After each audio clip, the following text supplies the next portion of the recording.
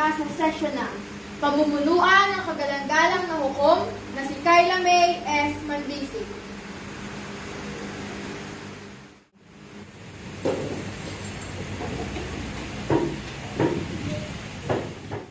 Magandang umaga sa lahat. Ngayon ay diringgin natin ang kaso bilang 2026-511, ang Commission on Election laban kay Ginoong Vergil, kaugnay sa kasong vote buying. Ang hukuman at paghukom na ito ay magsisimula. Magandang ba ang konstitusyon? Handa na po ang prosecution galang-galang. Ngayon din ba ang depensa? Handa na rin po ang depensa sa galang-galang. Bago tayo magsimula, ipinaalala ko ang mga ituntunin ng hukumang ito. Una, gagamit lamang ng magalang at formal na pananalita. Ikaliwa, iiwasan ang personalang komento o hindi profesional na biro. Ikatlo, makikinig habang may nagsasalita. Ikaapat, mahigpit na susundin ang oras na inalaan ng korte sa bawat bahagi. Ikalima, ibabase lamang ang mga argumento sa inilatag ng mga impormasyon at ebidensya. At panghuli, bawal ang pagsigaw o anumang agresibong asal. Malinaw ba ang lahat? Malinaw po ang galang-galang.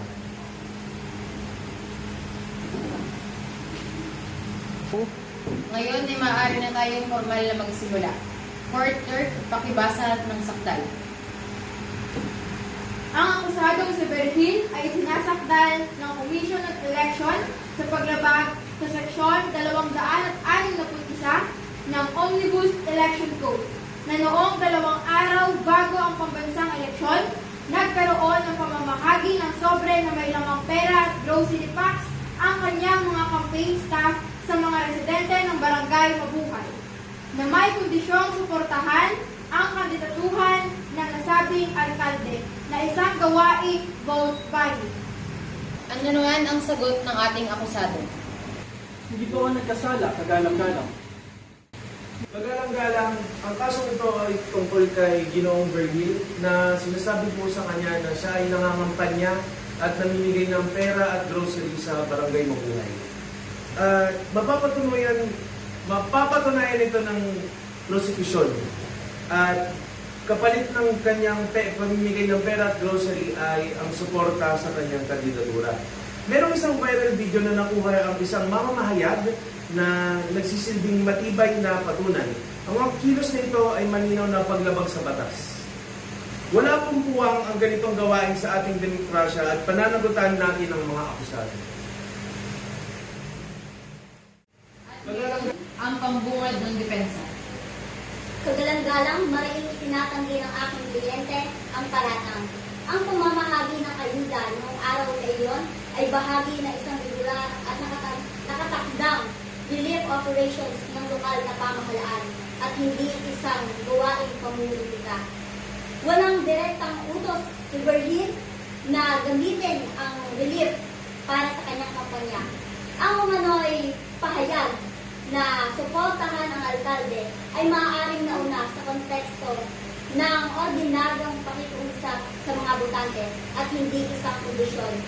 Walang sapat na ebidensya ang prosekusyon at kulang sa kredibilidad.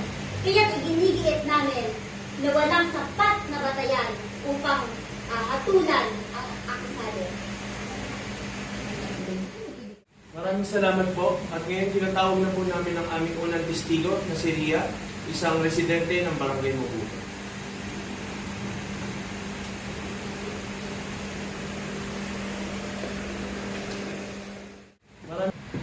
Itaas ang kanang kamay ayon sa inyo ng palilugpa sa hukumang ito. Sumusumpa ka ba na magsasabi ng pawang katotohanan at katotohanan lamang? Opo. Magandang umaga po, Binibining Rhea. Nung araw ng insidente ay nasaan po kayo? Nasa harap po ako ng barangay hall. Nag-abot po sila ng sobre at may kasamang grocery. Ay, sinong sila po? Yung mga nakabagaw na tauhan po ng mayor, kilala po namin sila. Taga-campaign po sila. Pero balita ko ay binigyan po nila kayo ng sobre. At kung binigay po nila ang sobre na yun, ay anong sinabi nila sa inyo? Sinabi po nila na huwag kalimutan si Vergil sa eleksyon. At sabi ko sigurado may dagdag pa po pagtapos pag nanalo po siya. Ano kung naman ang sobre na ibigay sa inyo? Pera po, 500 piso. At may kasama dilata at bigas po. Salamat po. Wala na po akong tanong kaganda. Depensa, maaari nang mag-cross-examine.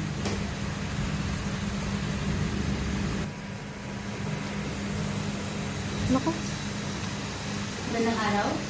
Miss Rhea, miyembro ka ba ng anumang partido o grupo na sumasalungat kay Delvin? Hindi po, ordinaryong residente lang po. Nasaksihan mo ba mismo na si Delvin lang nag-uutos ng mga bahagi?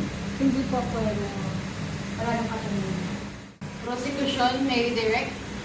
Wala na po. At dahil po dyan ay tinatawag ko na po ang pangalawang testigo na si Mr. Anton Mercado.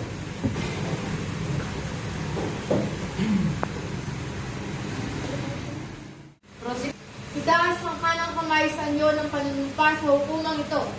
Sumusumpa ka ba ng sasabi ng katotohanan at bawang katotohanan lamang? Ano nga po ang tungkulin niyo bilang isang election watcher? Ako po'y kumakatawan sa isang yung tapos ng television. Binamanmanan namin ang mga regular na pangyayari sa isang eleksyon. Nung araw na yun, may natanggap kami report na may namimigay ng pera. Ito po ba dokumentado? Opo, may affidavit na mula sa tatlong presidente. Isinasabit ko po ito bilang exhibit A kaganda. Ngayon ay maaari tayo magsimula sa cross-examine ng depensa.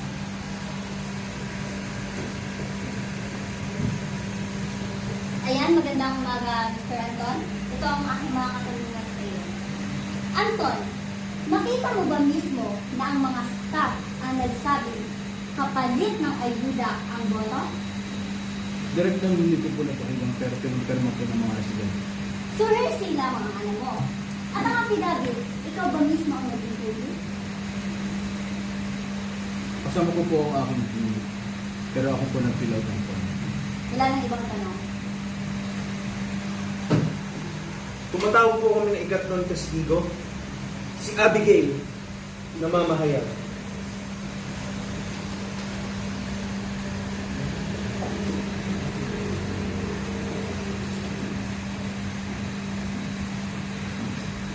Itaas ang kanang kamay ayon sa panunumpa sa hukumang ito. Sumusumpa ka ba ng masasabi ng pawang katotohanan at katotohanan lamang? Apo. Maraming salamat po muli. Miss Abigail, gusto ko lang po itanong na ikaw po ba ang nag-film ng viral video? Apo. Maaari mo bang ilarawan kung ano ang iyong nakuha? Ipinapakita sa video ang mga staff na may suot na campaign shirt ni Mr. Berhel na namimigay ng grocery at sobre. Narinig din sa isang audio na sinasabi ng isang staff na siguradong iboto si Berhel ha, may bonus iyan. Na-post ko yan bilang bahagi ng aking report. Maraming salamat po.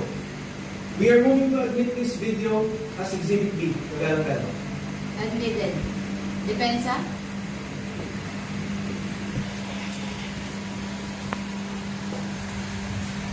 Magandang araw. Miss Abigail, ang gusto kong itanong sa'yo, na-verify mo ba kung ang audio ay iisa at hindi edited? Bilang mamahayag po, may integridad po ang aking video. Ngunit wala akong sapat na kagamitan para sa audio ko. Salamat. Wala nang ibang katanungan. Prosecution, natapos na ninyo. Opo. Natapos ang pag-presentasyon ng prosecution. Depensa, maaari na kayong magsimula.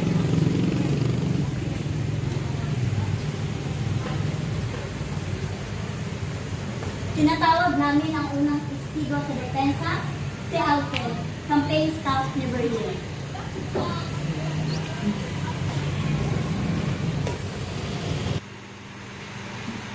Dahil sa kanang kamay ayon sa panunumpa ng hukumang ito. Nanunumpa ka ba ng sasabi ng katotohanan at parang katotohanan lamang? Alfred, ilarawan mo ang nangyari noong araw na iyon. Yung araw po na yun, kami po ay nagsasagawa ng schedule release operation ng LGU. Nag-aabot po kami ng financial at kunting tulong para sa mga mahirap. Pero hindi na po yung bago, taon-taon po namin ginagawa yun. Nagkataon lang po na malapit na po sa election. May sinabi ba kayo sa mga residente tungkol sa eleksyon? Wala po. Hindi po kami nagsabi about sa pagbili ng boto. Ang sinabi lang po namin is huwag po kami kakalimutan sa darating na halalan gaya ng sinasabi ng mga politika. Okay, so mayroon bang direktang kautusan sa Virgil na ipamigay ang pera para bumili ng boto? Hindi po. Ang sinasabi niya lang po ay ipagpatuloy lang po namin ang pagbibigay ng relief. Ngayon ay maaaring na mag-cross-examine ang prosecution. Maraming salamat po. Ginoong Alfred, tanong ko lang po sa inyo, ay nung araw na yun ay hindi ba campaign shirt ang suot nyo? Opo, pero uniforme po talaga ng aming LGU. Eh, paano naman po yung sa bonus? Yung sa video na may bonus yan. Anong ibig sabihin nyo? Sabat na. Kagalang-galang. Ang puntong ito ay nagsasalita na para sa sarili. Sige. Ngayon ay maaaring na muling mag-cross-examine ang prosecution. Kapitana, ikaw ba ay nasa lugar nung magsalita ang staff? Narinig mo ba lahat ng usapan nila? Hindi po sa bawat isa, pero wala naman po nagreklamo. At hindi ba ikaw ay malapit na kaalyado ni Bertie? Kaibigan ko po siya, pero hindi naman po ibig sabihin. Ay, wala na kagalang-galang. Ngayon ay may madadagdag pa ba ang depensa?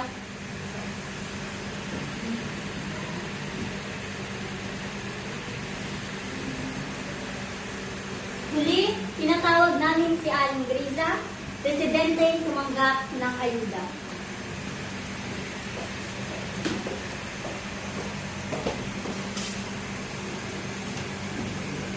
Itaas ang kanang kamay ayon sa panunumpa ng hukumang ito. Nanunumpa ka ba na magsasabi ng katotohanan at pawang katotohanan lamang? Opo. Ayan, huli, magandang araw. Aling Griza, tumanggap ka ba ng ayuda? At ano ang iyong karanasan? Opo, pumila po ako ng bibigay ng ayuda. Nakatanggap po ako ng bigas, sardinas at pera. Hindi naman po nila tahasang sinabi na suportahan si Bernie, pero suportahan ang programa. Ngayon ay maaaring na muling mag-cross-examine ang prosecution. Ngayon ay dumako na tayo sa cross-examine ng prosecution. Maraming salamat po. Aling Liza, kilala niyo po ba ang testigo namin si Aling Ria? Nagkasalubong kayo? Kumari ko po yan, pero Hindi ba maaaring iba ang narinig mo dahil sa ingay o dahil sa pinansin ng staff? posible po, pero malinis po ang hangarin. Yun lang po. Kagalang-galang. Depensa, may huling testigo pa ba? Tinatawag na namin mismo ang akusado.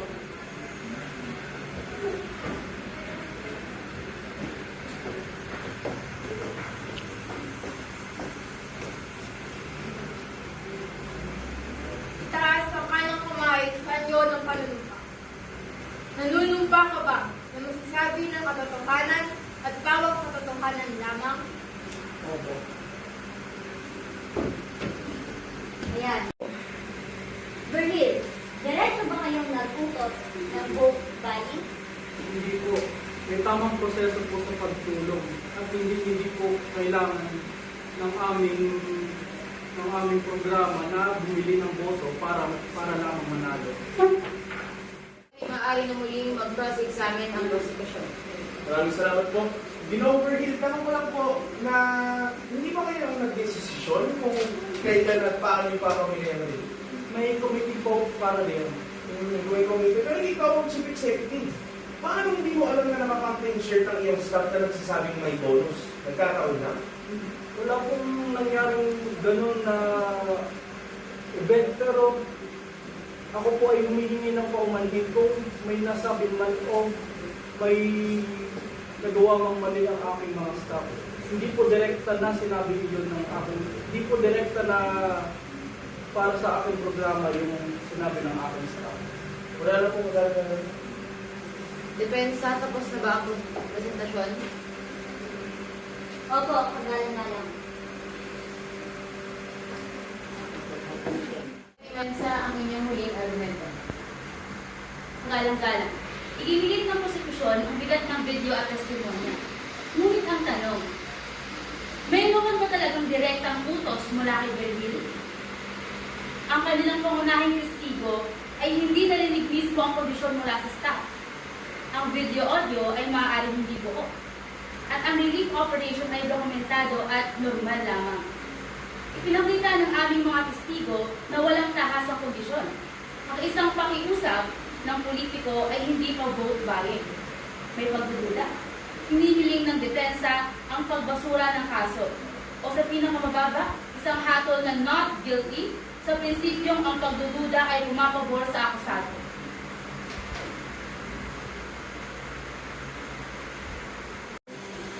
Matapos pakinggan ng mga testigo, suriin ang mga ebidensya at timbangin ang mga argumento ng magkabilang panig, ang korte ay handa nang magbigay ng desisyon.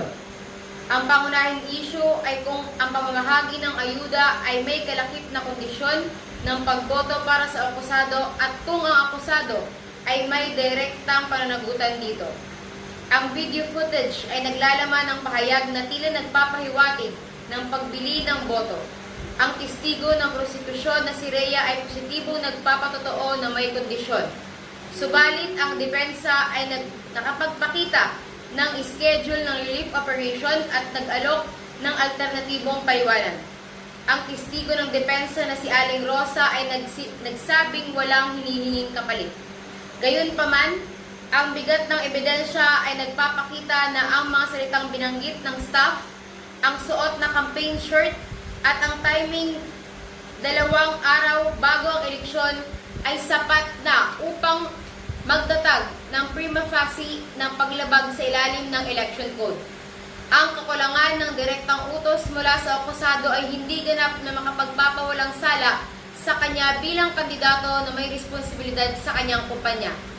Sa ganang akin, napatunayan ng prosekusyon ng higit sa makatuwirang pagdududa na may naganap na vote buying sa pamamagitan ng mga staff at ang akusado ay may constructive knowledge at pahintulot. Sa makatuwid, ang hatol ng korte ay guilty sa salang vote buying. Ang desisyong ito ay batay sa mga sumusunod. Una, ang kombinasyon ng video at testimonya ay nagtuturo sa isang planadong pagbili ng boto. Ikalawa, hindi sapat na depensa ang relief operation kung ang mga salita at konteksto ay malinaw nagpapakita ng politikal na kondisyon. At ikatlo, ang akusado bilang punong lokal na ehekutibo ay may pananagutan sa kilos ng kanyang mga opisyal na tauhan sa kanyang pabor. Maraming salamat sa inyong lahat sa profesional na pagdinig. Ang hukumang ito ay formal na adjourned. Ang hukumang ito ay hindi makatotohanan. Hindi kayo makatao. Ang video na lang ay AI lamang. Ano, saan, sino, bakit, sa paano'y paraan. Minsan, ang swerte mo nasa paligid lang. Ang buhay ay ganyan. Nasa palad mo ang pagbabago ng takbo. At walang mangyayari kung hindi mo susubukan. Magbukas ka ng isipan, kahit talo may natututunan. Di mo lang alam at di mo maintindihan. Lahat ng nangyayari sa buhay natin ay may kanya-kanyang dahilan.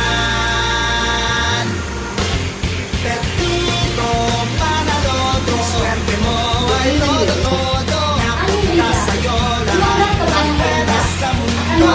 At pag-upo lang kay Pedro ay kay Pedro. Pero ang kay Pepito, tiyak panalo, yan ang tatayan ko.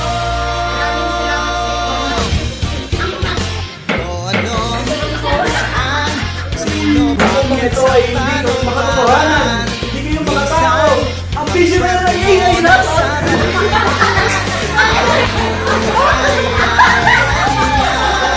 nasa palad mo ang Ang hukumang ito ay pagbabago hindi ng takbo.